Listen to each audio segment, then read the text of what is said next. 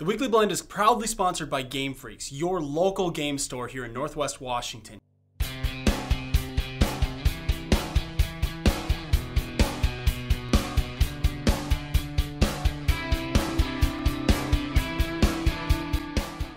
This is Lasse Lund and Corey Burris with theweeklyblend.com, and today we're going to be reviewing Dead Island. So Corey, tell us a little bit about the Dead Island. Well, Dead Island has been in development for about 5 years now. It's been very highly anticipated. It got a lot of hype this last year when they released that trailer that showed this very emotional set of a child turning into a zombie, and it was played in reverse. Very, very, very hyped. A lot of people very excited about it.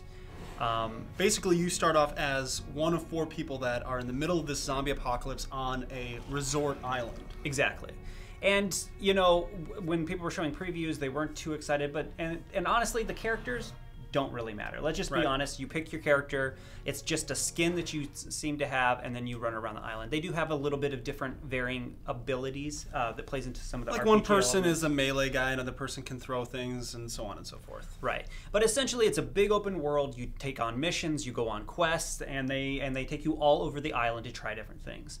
One of the first things that you notice when you get into the game, though, is that it actually is a very beautiful game. They did a pretty good job of creating an ambiance of, like, you feel like you're on an island that has been taken over by these crazy zombies, and they're running all over the place, and it's beautiful, and yet it's disgusting at the same time. Absolutely, and the world is very rich and detailed. I mean, like you said, the landscapes are beautiful, but you can also go into all the different buildings. I mean, everything from a huge hotel to little cabanas off on the beach, and even a town, and a lot of different places. And there's all kinds of stuff to collect, and you can see the story conveyed in a very physical manner, not even told to you narratively, but you can walk into a building and see, oh wow, you know, this couple, you know, committed suicide to prevent themselves from becoming zombies, or, you know, this guy went crazy and attacked his wife, or all kinds of different little stories told throughout the game world. And I think it's very easy to be watching or playing the game and think that it's just a hack and slash, and it is a lot of that, but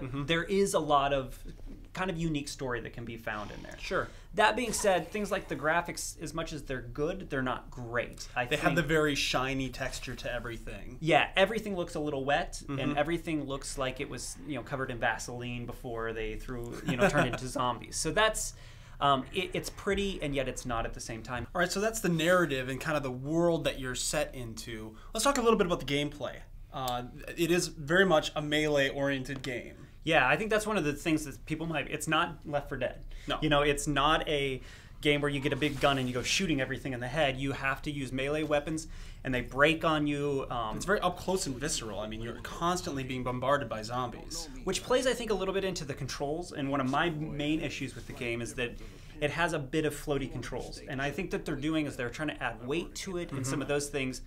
But I almost felt like when I was pushing forward on the controller, I would take one extra step beyond where I thought I would be stopped. Sure. So that kind of took away for me a little bit of it.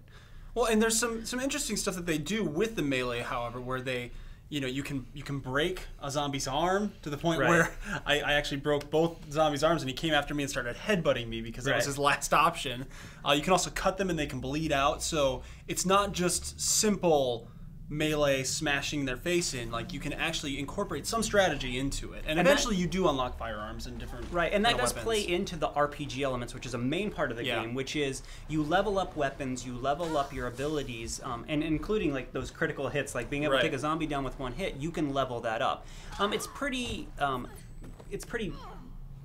basic. Surface level upgrade you basically have 3 skill trees that you can pick from, some of them having to do with kind of your health and conditioning, another with melee combat, and then another one with survival. Right.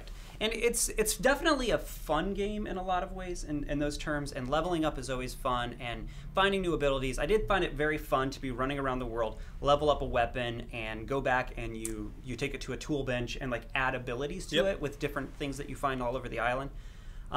But honestly, it just felt like a lather, rinse, repeat. And I think that what makes the game great, or in some people's eyes, is the co-op element of the game. And I think that if you have the ability to play this in co-op and you can get it on the cheap, if you can pick it up used somewhere, it's definitely probably worth a buy in that sense. But for me, it's first of all, it ramps up the difficulty very quickly. I don't know how far you got into it. I only played it single player, so right. And by yourself, it is incredibly difficult. It definitely is made to be played co-op, though. So if you're looking for a good co-op game, it is a good co-op game.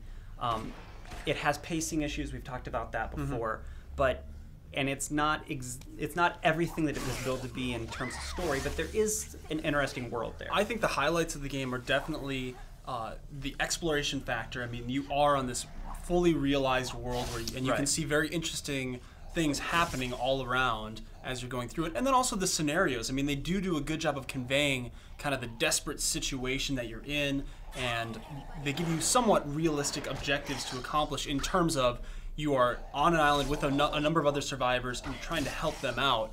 I mean, going to a gas station to get gas, to be able to drive people to a safe haven, is kind of a realistic objective. So, but doing it over and over and over again, correct. It devolves into fetch quests. So it's a great game. It's definitely worth checking out, especially if you can get it at a reduced price. We're giving it a 3 out of 5. It's not a perfect game, but there's definitely some fun to be had. You can always check out all of our reviews at theweeklyblend.com and follow us on Twitter at twitter.com/theweeklyblend, or like us on Facebook at facebook.com/theweeklyblend. Thanks for checking us out.